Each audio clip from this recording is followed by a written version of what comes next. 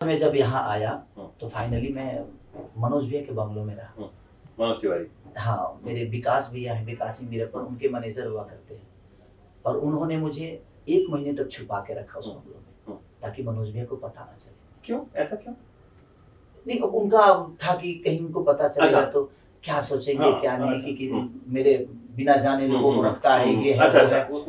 उस वजह से उनको डर था कि कहीं वो भी तो एम्प्लॉय ही थे ना, ऐसा थोड़ी था कि वो घर का मालिक थे। नहीं, समझ गया। वो भी तो उसमें रहते ही थे। और वही मुझे बाइक से डेली सुबह ले जाते थे और मुझे फाइट सिखाते थे। फिर मैं डांस सीखने लगा, फाइट सीखा, मैं हर चीज पे काम करने लगा।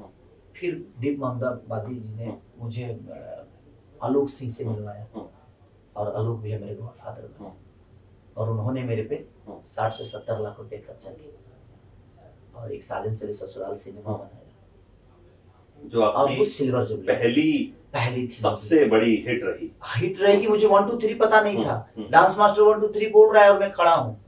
बोला सर क्योंकि नाचो, तो बोली सर नाचो बोलिए ना, 1 2 3 4 नहीं समझ में आता है। और वो बड़े बड़े कैमरे जब मैंने देखा तो मेरी हालत खराब हो गई कि ऐसे कैमरे होते हैं क्या। उसके बाद धीरे धीरे सीखता चला गया। फिर मैंने जान तेरे नाम रामाकांत प्रसाद जी का की और वो भी सिल्वर जुबली रहा, वो भी 50 दे मैंने हर हॉल में। फिर मैंने दिल लगी लोढ़निया वाली की, वो भी 50 दे रहा। फिर मैंने एक और सिनेमा की लहू के 2 रंग, वो भी 50 दे। मैंने नागिन की, वो भी 50। लगातार 5 फिल्में मेरे सिल्वर जुबली रही।